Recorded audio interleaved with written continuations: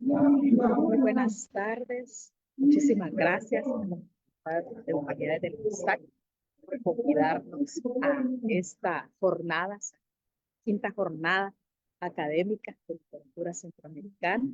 Soy Susana Reyes, represento a la Fundación Claribel Alegría y estamos acá para conversar con Eric Flaco La Alegría, hijo y heredero de nuestra queridísima poeta salvadoreña Claribel Alegría.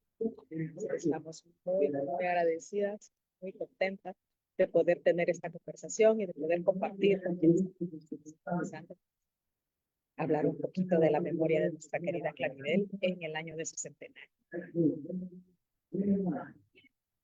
Quiero darle la bienvenida a nuestro querido Eric, que está por acá. Hola, ¿me oyes? ¿Cómo estás? Ay, ¿Qué Eric, tal? querido. Muchas Muy gracias por la bien. invitación. Sí, muy contenta de poder verte de nuevo, aquí hay muchas preguntas, pero creo que una cosa que podemos ya dejar claro sin que yo te lo pregunte es que tenés la misma sangre trotamundo de tus padres, ¿verdad? Eso sí. No sé en qué lugar estás y voy a decir que yo estoy aquí en Tuxtla Gutiérrez, en la Feria del Libro, celebrando la antología de nuestra querida Claribel, así que estamos iguales. Bienvenido, Eric. Muchas gracias. Pues yo ahorita estoy en Tennessee, fíjate. Y fíjate, que de por ahí viene el germen de toda tu genealogía maravillosa, a tus hermanas maravillosas, vos, que todo eso tiene también esa energía y esa eh, estrella de nuestra querida Claribel.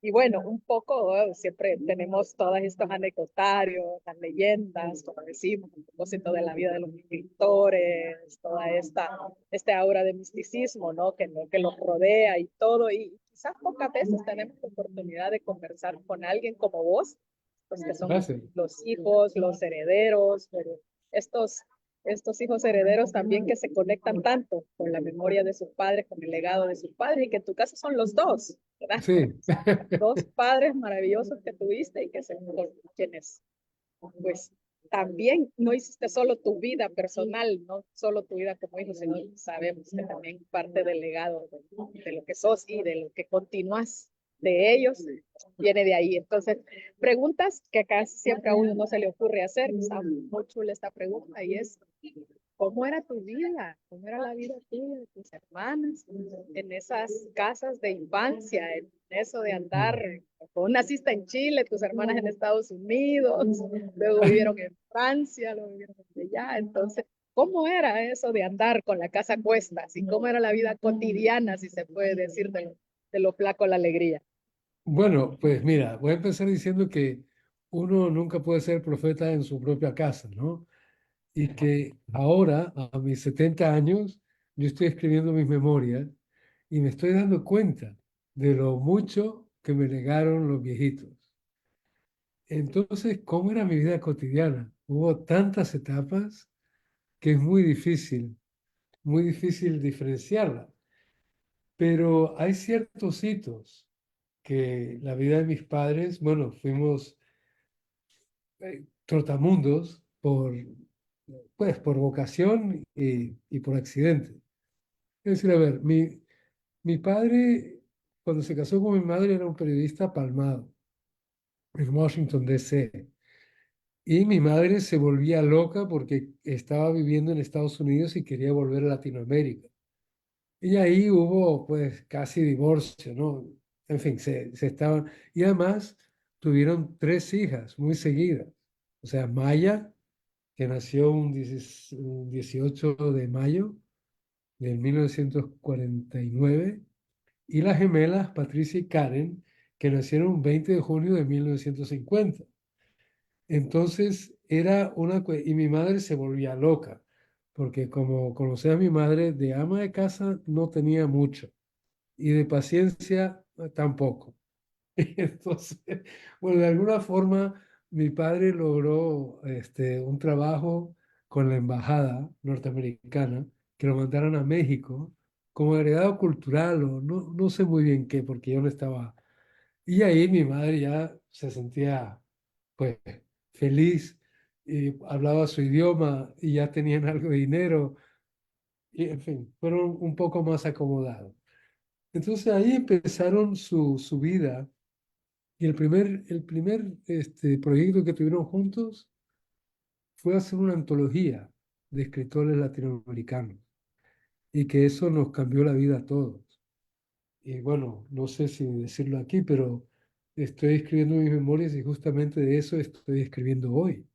Y cómo son de fortuitas esas cosas, porque, bueno, si me estoy repitiendo, avísame, Susana, ¿no? Y cambiamos. No, no, no, para nada, estamos muy bien. Más bien yo te podría sumar otra pregunta que tiene que ver con esas identidades territoriales, ¿no? Porque, Sí, bueno, vos sos hermano de la antología, sí, porque la antología y vos nacieron en el mismo país. así es, Habrá así que es. confesar que Eric nace en Chile, como dice, Sí, entonces, pero fui por concebido en esos azares de México. New Voices. ¿Y cómo fue esa identidad para vos? Esos tantos territorios y luego el territorio de la matria y la patria de Claribel, ¿cómo los Es atraviesan? una, es una pregunta muy interesante esa, porque, es decir, no solo tengo un país de donde me sienta, así como cultura y arraigo y todo eso, sino que también por esas cosas de la revolución nicaragüense tuve que cambiar de nombre, tuve que cambiar de identidad. Entonces, lo único que sé a ciencia cierta es que nací un 31 de enero de 1954. Depende quién me llama Daniel, de otros me llaman Eric. ¿De dónde soy? Pues puedo ser nicaragüense, o chileno, o gringo, o mallorquín, o inglés, o francés. En fin, depende a quién le estoy hablando. Entonces, eso de la territorialidad es una cosa que para mí fue muy compleja, pero ahora que estoy viendo que hay mucha gente así, que el territorio no significa tanto como la cultura. Entonces, si me pedís de mi cultura, pues sí, soy latino a los cuatro costados y con algo de noruego, de nórdico, de mi padre.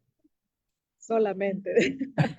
El mundo entero les pertenece. Bueno, habrá que aclarar, que ya lo hablaremos después también como parte de las cosas que hemos estado haciendo con el centenario, que vos estudiaste lenguas orientales, que vos Sí, hablas chino. O sea, ¿y cómo sí, terminaste ahí? Dice, y te lo voy a asociar con otra pregunta que tiene que ver, o sea, ¿cómo influyó para tus propios bueno, procesos creativos y profesionales los procesos creativos de tus padres? ¿Tenían acceso ustedes como hijos? ¿Los despachaban? ¿Les decían vayan a jugar? Contanos un poco bueno, de cómo era eso bueno, cuando Claribel y Pod, los, el binomio Claribel sí, trabajaban creativamente. bueno, ahí has hecho varias preguntas en una. Te voy a responder la última primero.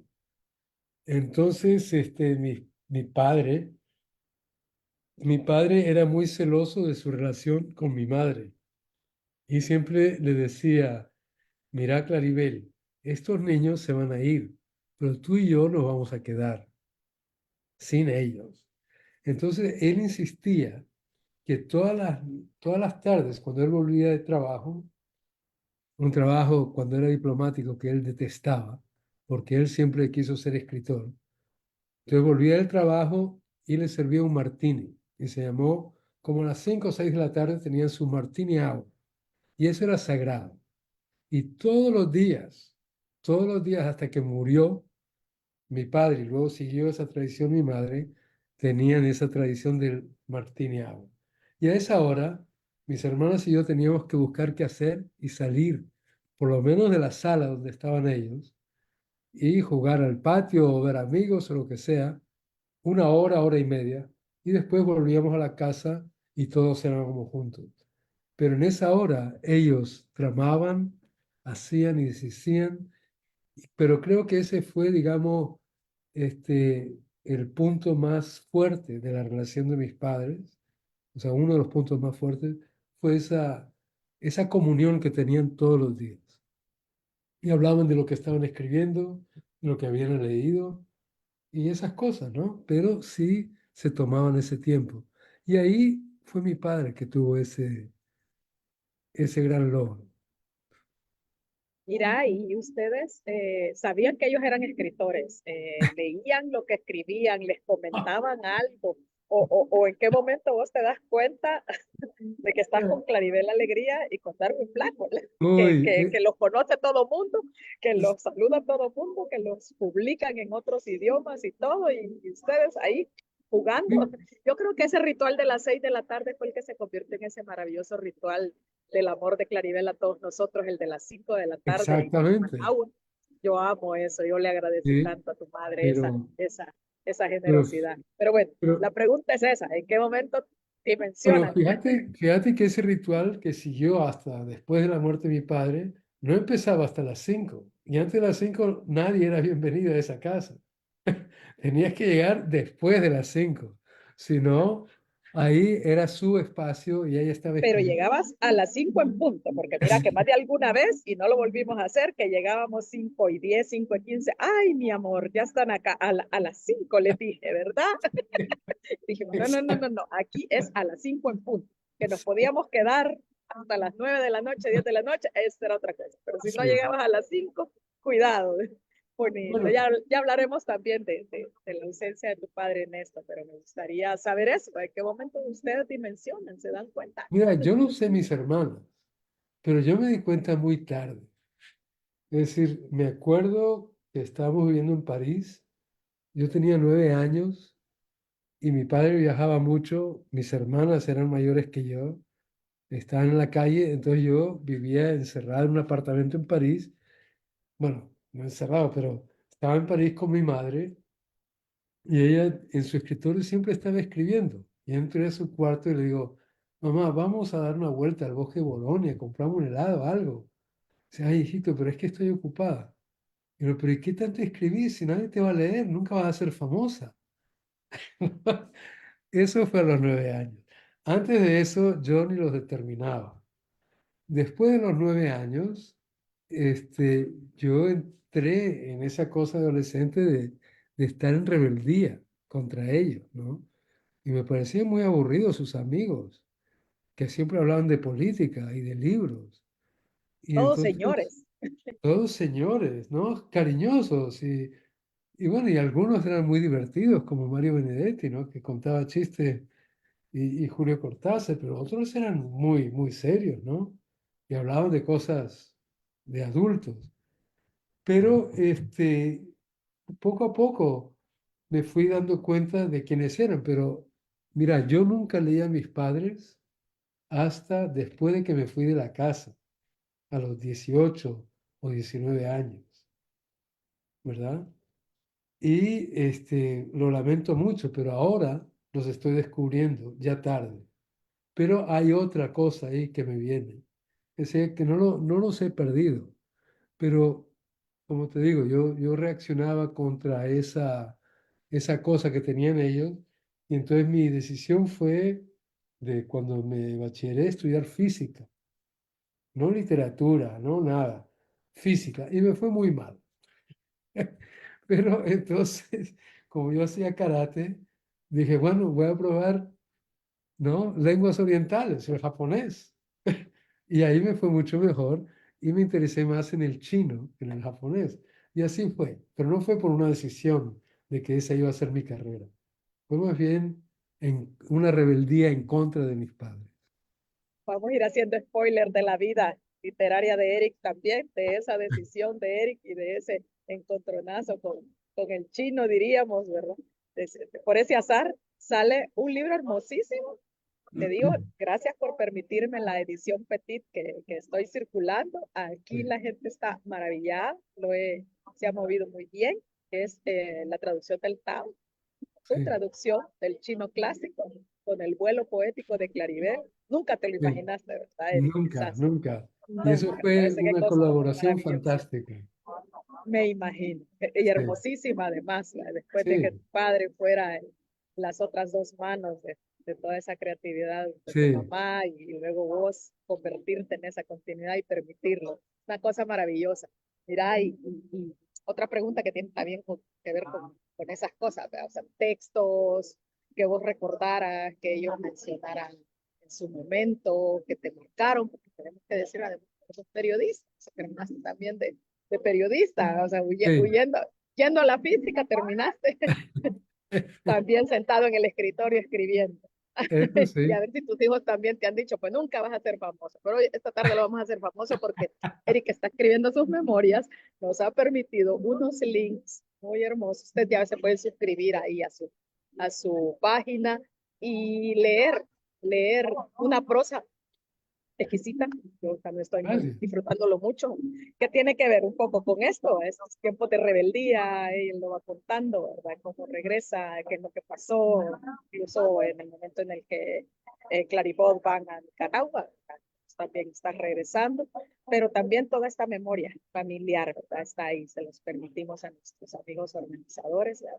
Pudieran poner para que Sí, estén conectados en las sí, jornadas, puedan seguirte y leerte, que ahí van a conocer un poco más de estas preguntas que estamos lanzando acá. Y bueno, con eso te decía, ¿verdad? ¿Alguna figura literaria que creerías que para Claribel, aparte de esos grandes amigos que, que están en Voices, que después ella deja en esta tribu, que ella te mencionara, así como ella hablaba de tu abuela, ¿no? Que decía, sí. me leía en francés y todo, o sea, algo que ustedes Bueno, también hayan compartido de las lecturas de tus padres.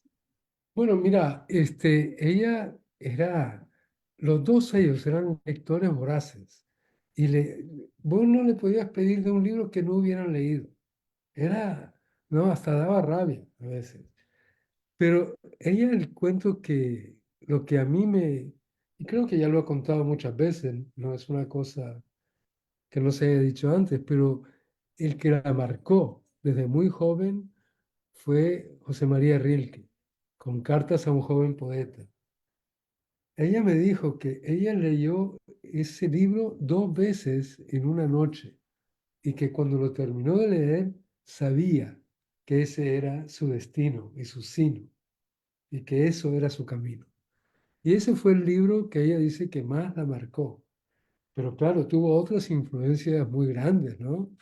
Pero digamos, si hay una que debería mencionar, sería esa.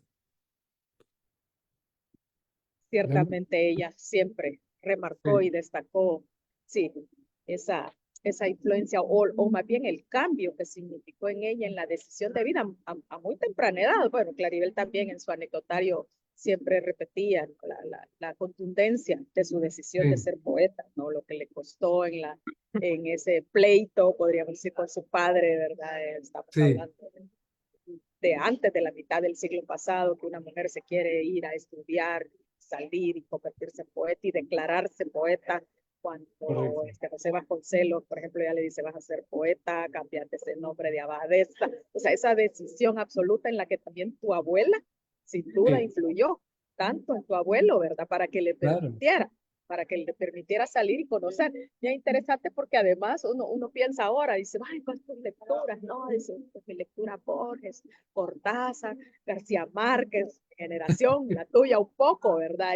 Y no, y caramba, y con Claribel uno dice, no, hombre, espérense, esos eran sus amigos, sus compadres, que no es broma, porque vos sos ahijado de Julio Cortázar, Sí, así es, así es. ahijado de Julio Cortázar, y yo leyendo tu ficha, que ya me la salté, ya me van a regañar, ya no me vuelven a invitar, compadre de Mario Benedetti. O sea, uno dice, Sí, espérese, son mis lecturas de base para convertirme en escritora, pero estos señores eran, ¿qué? Sus vecinos en de ya. sí, no, eran Pues, amigos. Y lo malo es que, contanos de como eso. dicen, Dios le da pan al que no tiene dientes. Entonces yo nací rodeado de gigantes y no sabía quién era. Hasta ahora, y me da mucha vergüenza decirlo, pero es la verdad. Y ahora los estoy disfrutando enormemente y viendo cómo me marcaron ellos mi vida, sin saberlo, sin proponérselo. Pero sí, crecí rodeado de estos gigantes latinoamericanos. Sí, gigantísimos, gigantísimos, porque bueno, se habla pues de literario, pues, los grandes saltos, no el esplendor del idioma, ¿no? Es que al fin de cuentas habitamos en un idioma. Eh, el gran salto cuando se encuentran estos continentes de la manera que se encontraron, el esplendor del español, luego pues, todo el siglo de oro, después todo el tema con la generación del 27 y después saltamos el boom latinoamericano. O sea, fuiste Sí. protagonista de la gestión de estas voces que también transformaron el idioma. Eso ¿cómo te permeó también a vos en esa tu decisión del periodismo, en tu manera de escribir, en esas, todo eso, ¿no? Y luego tus Bueno, hermanas. tus hermanas obviamente tomaron otros caminos, ¿verdad? Son que te quedaste más cerca del camino de tus padres, pero Bueno, ¿cómo se vive? Además vivían en varios idiomas, pues sí, estaban sí, viviendo en bueno, Barcelona, estaban viviendo en París, estaban viviendo en Estados Unidos, nacieron en inglés, digamos, tus hermanas, pues todo eso, ¿no? Como los atraviesa. mira, es decir, eso del periodismo, es decir, acordate, yo me fui, bueno, mis padres fueron a Nicaragua a ver qué era esa cosa de la revolución y fueron con Julio Cortázar y los dos, bueno, Julio Cortázar y su mujer, Carol Dunlop, y estaba mi padre, mi madre y un amigo mío, Thomas Graves, el hijo de Roberto Graves, de Robert Graves. Y se quedaron maravillados y estaban ahí dispuestos a colaborar en lo que fuera. Y mis padres escribieron un libro. Julio hizo lo suyo, escribió un poema lindísimo y Tomás tomó muchas fotos, en fin. Pero cuando yo llegué, después de graduarme, y no sabía muy bien qué hacer, mis padres como que me dijeron, mira, pero ¿por qué no vas a Nicaragua a ver qué hay? Y leí el manuscrito que ellos que estaban escribiendo y pensé mucho en mi abuelo y me fascinó. Y fui para ver, pero no fui con ninguna idea de quedarme, pero jamás salí de ahí, ¿no? Entonces estuve muy metido en la revolución, primero en las tropas especiales, después de guardaespaldas de Tomás, después de escribano, en fin, hice muchas etapas y al cabo de 10 años, cuando perdimos las elecciones, yo nunca tuve vocación de ser militar y me salí porque aunque fui militar durante 10 años, era por una cuestión pues, de convicción y disciplina y una utopía, ¿no? Cuando esa utopía se acabó, yo pues me hice periodista a la carrera, no de carrera. O sea, me ofrecieron un trabajo en Barricada, Carlos Fernández Chamorro, a través de un amigo, Sergio de Castro, me ofreció ser editor de un suplemento que tenían que se publicaba en 4 idiomas. Y ahí fue que me empecé a desarrollar como periodista y que fue por accidente. Pero es decir, y ahí fui desarrollando la escritura. Pero como buen periodista yo no soy capaz de escribir algo si no tengo un deadline, un tiempo de entrega. Y entonces ahora estoy descubriendo qué es eso para mí. Entonces cada 15 días, a huevo, tengo que publicar algo, que esté bien o mal. Y ahí voy. Pero entonces yo Y no va tengo ese Y tipo va muy de... bien. Entonces, o sea, esos textos, esas crónicas que estás escribiendo son maravillosas. Además, nos permiten gracias. conocer. Creo que tenés el mismo espíritu de tus padres en el sentido de que a través del trabajo nos permiten entender su aquí y su ahora, ¿no? Y en tu caso, en la remembranza, ¿verdad? ¿Qué pasaba en el mundo? Sí, O sea, les tocó un siglo o en tu caso esa mitad de siglo tremendamente convulso, o sea, bueno, difícil, ¿no? eh, Entonces, la influencia de tu madre a partir de su obra, pero también de su presencia, porque no solo se trata de escribir en el caso de Claribel, sino que ella tenía una contundencia en su forma de pensar, el mundo en el que habitaba, que está sí, entre sus novelas, por ejemplo, está en el testimonio, que es de las primeras grandes testimoniantes, ¿no? Por el caso del Salvador, de Centroamérica, ¿no? De poner esa palabra que otros no podían llevar. Entonces, cómo ves vos esa influencia que deja Claribel, ¿verdad? En su paso por la visita, por la academia, los premios, sabemos que al final bueno, de su vida recibe el Reina Sofía, pero antes ella ha recibido el Neustadt, ella tiene el sí. Caballero de las Letras de Francia, este otro que es muy similar a esto en Italia. Entonces, todo eso también representa cuál fue el paso intelectual de Claribel Alegría junto con su trabajo literario, ¿no? Bueno, fue, te digo, un trabajo de hormiga, porque a ella los premios le llegaron tarde. No fue que fuera reconocida a los 40 ni a los 50 años. Fue incluso, diría, casi a la muerte de mi padre. Pero mi padre, es decir, no se puede entender a mi madre sin entender a mi padre, ni viceversa. Eran un binomio que se llamaban Claribot. Y una anécdota Es decir, que mi padre al principio competía con mi madre. Y las peleas que habían cuando escribían Cenizas de Izalco eran legendarias. Entonces, aunque yo no había leído el libro, pero sabía exactamente cómo empezaba y a dónde empezaban los pleitos también, ¿no? Y por otra parte, mi padre era el crítico más feroz y certero de la poesía de mi madre. Entonces, una vez, ella publicó, después de su primer libro, Anillo de Silencio, publicó uno que se llama Suite de Amor, Angustia y Soledad. Y que ella lo niega. Ese es el apócrifo, eso sí, Sí, todo entonces, eso está quemado, ¿no? todo eso, a donde iba, buscaba ver si estaba ese libro y lo robaba y lo quemaba. Pero mi padre, cuando le dijo a Claribel, ese nombre no dice nada. Y él decía, ay, Bod, y tú si ni siquiera hablas español. Entonces, pero se tenían eso. Y un día ya cuando estábamos viviendo en Deya, y habían escrito varios libros juntos, y ya tenían una forma. O sea, porque la poesía mi padre no se metía más que para decirle lo que pensaba y, ¿no? Pero escribieron muchos testimonios juntos y que el piloto ahí era más bien mi padre, de la estructura.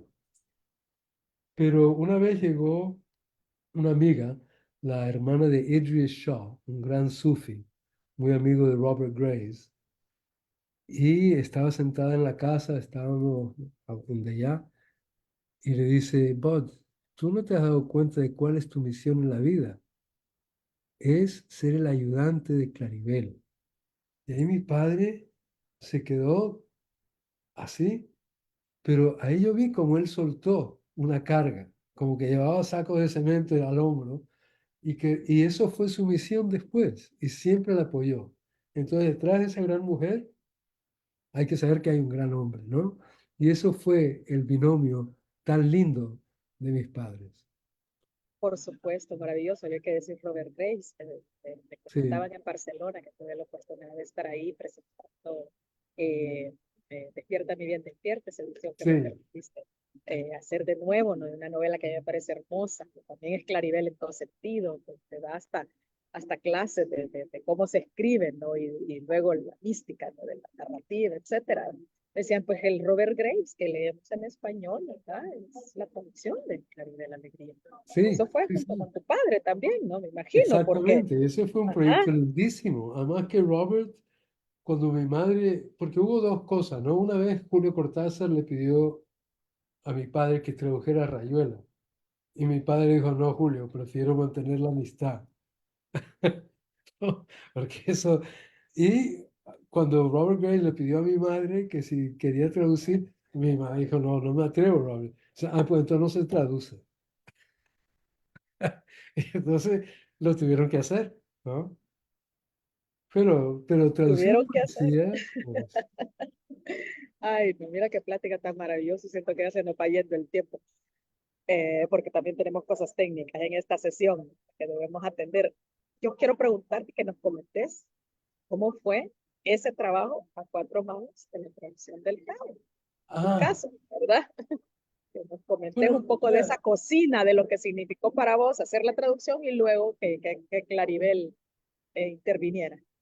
mira, es que eso fue una conjunción de eventos, ¿no? De cosas, de causalidades. Uno que conocía a Levi, que me llevó para Estados Unidos, me fui de Nicaragua, lo cual supuso un rompimiento con, con mi madre muy importante, ¿no? Porque desde el 84 hasta el 2014, es decir, estuvimos en Nicaragua, mi padre, mi madre y yo, y mis hermanas venían, pero digamos, nosotros tres habíamos estado ahí contra viento y marea, y ahí fue que yo vi el otro lado de mis padres y que ya no éramos solo familia, sino también cómplices, y además los logros y sinsabores de la revolución, todas esas cosas las compartíamos, Y en ¿no? tu explicación me encantaría que sumaras antes de ir a la pregunta que te hice, que queríamos explorar. en ese tiempo que decís, de los tres juntos, los hermanos yendo y viniendo, la otra gran ruptura y que es la partida de tu padre, ¿no? Sí, sí, Todo eso sí. cómo No, por se eso. va procesando, Sí, ¿no? sí, entonces, es decir, ellos llegaron a Nicaragua en 84, 83. Yo ya estaba ahí y pues ahí empecé a ver el otro lado de ellos y ellos me reconocieron a mí ya no como su hijo, sino como pues un compa, ¿no? Y después ahí fui creciendo con ellos y ellos conmigo. Fue lindísimo. No sé cómo explicártelo, pero eso, fue una complicidad y una amistad muy profunda. Luego muere mi padre en 95 y mi madre queda sola y yo me quedo con ella hasta el 2014, hasta el 2013. Entonces me voy, pero con Libby, pero había una pesadez y además ahí me detectaron un cáncer. Entonces yo no estaba seguro si iba a salir de esa o no. Y me dio un bajón, pero decidí, mira, ahora voy a hacer el Tao. Que el Tao es un libro que he llevado toda la vida. Y ahí en casa de Libby tenía yo mis diccionarios y un lugar para escribir.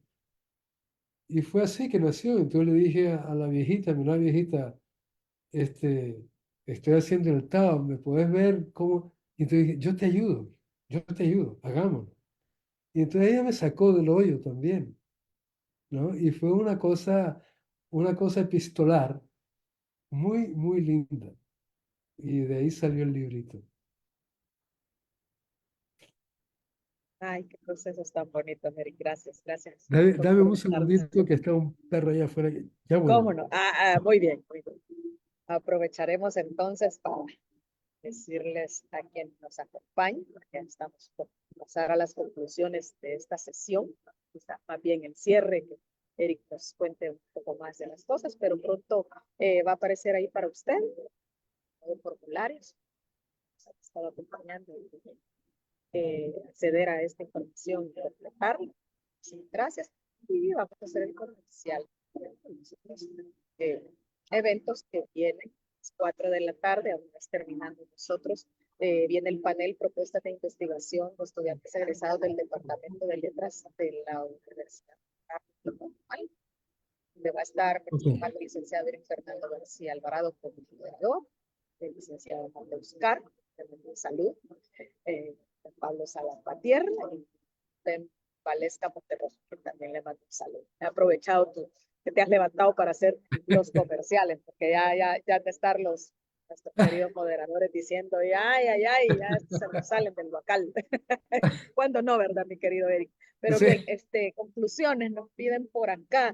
En tu caso, qué nos dijeras? ¿De Ajá, qué? todo este proceso personal, en toda esta dimensión de este paso a la par en la vida con estos gigantes, eh, volver a diríamos, esa esencia humana de estos grandes escritores.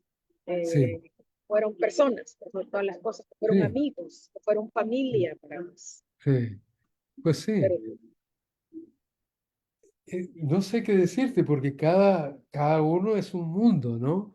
Pero digamos, con el que más acercamiento tuve, bueno, hubo varios, pero así los que más cercanos fueron Mario Benedetti, Julio Cortázar y Eduardo Galeano. Esos tres, digamos, no solo eran amigos de mis padres, pero eran amigos míos también. Entonces había ya una cosa, aunque eran más viejos que yo, bueno, Eduardo no tanto, pero ciertamente Julio y Mario eran claramente de la edad de mis padres, pero había una cosa ahí, y esto por ejemplo, otro que quise muchísimo fue a Carlos Fuentes. Carlos era un tipo extraordinario, ¿no? Y además había tenido una vida muy parecida a la mía, es decir, hijo de diplomáticos que hablaba varios si la idiomas. huella de Claribel es todavía, ¿no?, presente para muchas personas, creo que nunca vamos a terminar de dimensionar todo lo que Claribel nos ha marcado a tantas. Eh, Te has congelado un poquito, Susana. Todavía tuve la oportunidad de estar en Ciudad de México mucha gente me decía, sí, sí, sí, la conocimos, o tal poeta, cuerda, luego también de todo ese otro periplo, ¿no? Que Claribel siempre mantuvo de estar vigente. El premio Reina Sofía, ¿cómo crees que pues, es un Ah, premio muy importante también en este aspecto familiar, ¿verdad? Entonces, ¿qué eh, significa el premio Reina Sofía en la mira, vida del Flaco La Alegría? bueno, la viejita tuvo varios premios importantes, pero por ejemplo está el Neustadt de Estados Unidos, está el Chevalier de Francia, está el Premio Caso de las Américas de Cuba, todos esos, pero ella ya tuvo eso como un regalo al final de su vida y era el premio que más, creo yo, atesoró, porque ya sabía que eso era el ocaso, ¿no? Y 2 meses después murió y fuimos a recibir el premio Reina Sofía y ella ya estaba en silla de ruedas, ¿no? Pero igual de pícara, igual de ocurrente y tuvo una conversación tan entrañable y tan linda con la reina, la reina Sofía, y fue un premio, digamos, muy cercano. No sé, ¿estás ahí? Eh, Ah, sí, aquí estoy, sí, solo que les había pedido a ya, nuestras amigas, nuestra amiga que nos ayude en la moderación, que sí, pasara algunas de las imágenes que les compartí, ¿verdad? Para sí. eh, Ah, qué poder lindo. mostrar lo que estamos haciendo desde la Fundación con el Centenario. Sí, Agradecidísimos, Eric, de tu generosidad también. Permitís poder llevar. De nuevo, tenemos un apostolado, decimos, con nuestro querido Pablo Sigüenza, sí, porque estamos aquí también, sin duda. Pablo sí, Sigüenza, que es el sí, director de Editorial Paruts, que por aquí andamos, ¿verdad? En correcto. Tuxtla y en San Cristóbal de las Casas a presentar un libro. Decimos, Sí. nos hemos vuelto apóstoles, Claribel Alegría. Qué bueno, Y donde vamos, les mil leemos gracias. hasta que convencemos a las personas que aún no la conocen, ¿verdad? Y ese Sí, afán de Claribel siempre estar conectada con las nuevas generaciones, a nosotros nos compromete y nos agrada, ¿verdad? Y cada vez es una cuestión maravillosa de saber que su poesía sigue leyendo, sigue impactando sobre qué todas las lindo. cosas. Y no Ella en el sabes Reina cuánto les Sofía dijo, mi agradezco. habitación propia la tuve grande, todas las cosas le vinieron, como decís, ya grande. Sí, Afortunadamente, Claribel estuvo con nosotros largo tiempo también. Fueron sí, pero 90 te años digo prácticamente que de vida, pero casi, casi 60 de obra también, sí, o bueno, eso 70 de obra, porque trabajó, empieza tan pronto. se lo trabajó mucho la viejita, ¿no? Todos los días trabajaba, ¿no? Y ella tenía que escribir. Pero creo que el premio le llegó a su hora, porque fíjate que a pesar de tanto reconocimiento, ella nunca fue engreída ni vanidosa en ese sentido. Y siempre se rodeaba de jóvenes en los que ella creía muchísimo. Y no era una cuestión de que ella le hablara a los jóvenes, sino que había una comunicación, ¿no? Y eso era mágico. Esa es la palabra, Eric. Yo eso les decía, porque decía, es que no es que íbamos a tallerear con Claribel, no es que ella nos diera clases, no, o sea, ella nos interrogaba, pero era la conversación, porque ella también quería saber de qué manera nosotros pensábamos el tiempo que también ella habitaba. Sí, Quería saber cómo pensábamos y de pronto nos leía, por supuesto, porque decía, sí, sí, ya leí tu libro, pero no era quien nos iba a dar una evaluación, mira, no, no, no. Entonces de pronto vos, había un momento que te podía dar un gran temor de estar con ella, a ver si, y si lo que digo, y si con esto yo pierdo el respeto que me puede llegar a tener Claribel con esta manera en la que pienso, o sea, era maravilloso, por su sí, generosidad, su irradia y bueno, sí, yo sí. creo que he quedado así como de las primeras del apostolado de tu mamá, de Pues tu no papá, saben. porque por supuesto no Sí, podemos desligarlos, pero sobre todo de la poeta de oficio, que fue sí. Claribel la Alegría y ese legado. Y no saben Ay, Eric, cuánto qué les bonita agradezco conversación. lo que hacen. Sí, Se los no, no, agradezco gracias a vos en el también alma. por tener esa generosidad de ella y permitirnos, ¿no? Ah, Poder continuar con eso, sí, ¿no? Y, claro. Sí. estamos ya cerrando prácticamente, miren, nos fue el tiempo. Pero qué Bueno, bonita plática, Eric. sí, Siempre hemos muchas gracias. platicado revuelto, como dicen, pero esta platicación ha sido Sí, maravillosa. Estaba muy, muy, muy contenta de a mí conversar con vos también. y que Te nos agradezco mucho, compartieran. Susana. Y a este espacio de Sigan la el blog, universidad sí. los Ay, agradezco gracias, muchísimo. Y gracias a otro vos. día te Sigan contaré el mi sitio historia con web Miguel de Ángel él. Asturias. Gracias, sí, a la Fundación. Nuestra Señora Claribel Alegría, la diosa de las 9 lunas. Ya no contamos esa anécdota con Robert Graves, Sí. de las 9 reverencias a la luna. Maravilloso. Ah, Bueno, qué bueno. lindo. Gracias, Eric. Bueno, a ustedes, muchas gracias. Un abrazo. Un abrazo, mucho Un cariño. abrazo. Chao, chao.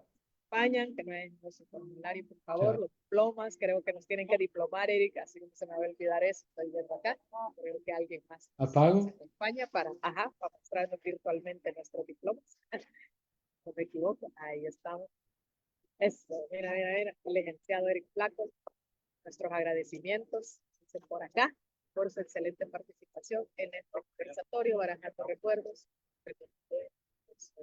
a nivel alegría, es una remembranza familiar, dentro del marco de las quintas jornadas académicas de literatura centroamericana dedicadas a los 80 años de la Revolución de Octubre y al legado de los proyectos literarios y los 100 años del nacimiento de Claribel, realizadas en esta modalidad virtual, esta semana del 14 al 19 de octubre, y con una duración de 10 horas todas las jornadas. Guatemala al final de esta jornada, 19 de octubre, y nuestras autoridades que nos dan nuestro Jorge García González, la doctora Elba Vila Paredes y el ministro Santo Jesús Dávila. Gracias, Erika. Gracias. Presencia. Gracias. Chao. Gracias a quienes nos han estado acompañando también, sobre todo. Y pues, por favor, sigan leyendo a Claribel Alegría. Los apóstoles de Claribel Alegría también que crecer. Y gracias, Eric, por seguir escribiendo tu anecdotario. Paso con esos gigantes.